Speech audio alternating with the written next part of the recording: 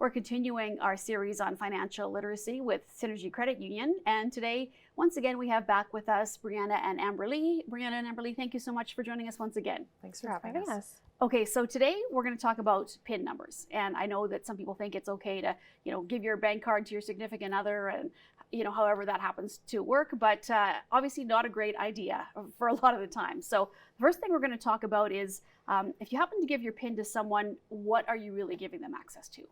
So by giving your PIN out to someone, you're really giving them access to your full bank account. When they have access to this PIN, they can spend either the full amount in your checking account or your daily card limit, whichever is less in value. And it's also important to note that when you signed up for your card, you signed a PIN agreement, and it actually states that your PIN is to be kept confidential. So by giving it to somebody, it's actually going against that original agreement. Okay, and Amberly, I'll ask you then, is it okay to give the joint account holder the PIN number if they have access to the account anyway? So your husband, wives, that's kind of a situation? No, it's really never okay to give out your PIN. Even if the person you're giving the PIN to is joint on your account, the PIN is individual to your name. So think of it this way. If you file your taxes together, you don't share social insurance numbers. Your PIN is the same idea. You have an individual PIN number for yourself. So this is done for your protection. At any point now or in the future, if you decide to have a separate account solely in your name, that person that's joint with you that you gave the PIN to will have access to the account that you have solely in your name. So similar for your online banking. You want to keep your passwords and your login information solely for you, as it is assigned to your name and you. Okay, it makes sense when you put it that way. Also, if I can't share the PIN like with your spouse, your child, what is the best way to get them to pick something up for you? So cash is always a really great option, but I know in today's digital world, a lot of people don't carry cash, but also with it being a digital society, it's easier now than ever really to transfer money to somebody. So if you would like someone to pick something up for you, you can either e-transfer them. Oftentimes, if you both bank at the same financial institution, you could do a direct transfer right to their account as long as you know their account number. Both of these are really safe and secure as well, and just great options to make it fast, easy, and convenient for you. Also, though, I like to think of it like this. If your 16-year-old was headed out to the grocery store and you needed them to pick some milk up for you, would you send them with your whole wallet that has a couple $100s and all of your cards and ID in it, or would you just pull out a $20 bill for them? I know most people, no matter how much you trust your child, probably wouldn't send them with their whole wallet. So it's great to think of your PIN in that same way. Keep it nice and confidential and secure. Okay, and so the next question is, if you're in a situation where you can't complete your own banking, but you need to give your PIN to a trusted family member to help out, what is the best way to deal with that?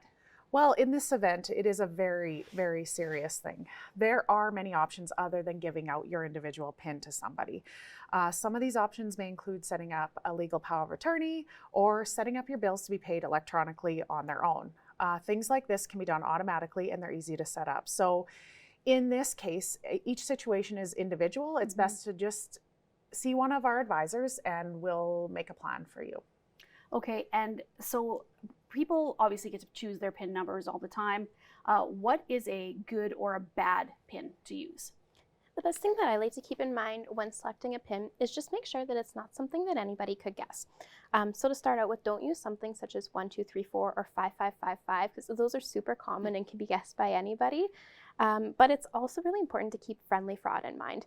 Friendly fraud, I think, is a lot more common than a lot of people think. And what it really means is fraud done by somebody that you are close with or that you know personally.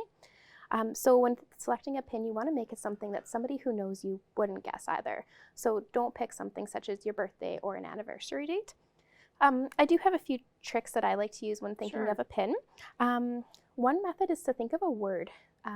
If we think of an old school phone, numbers 2 through 9 all have letters associated with them.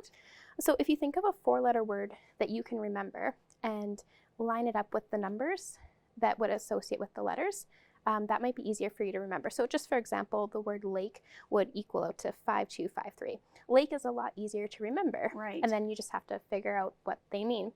Another option is a memorable address.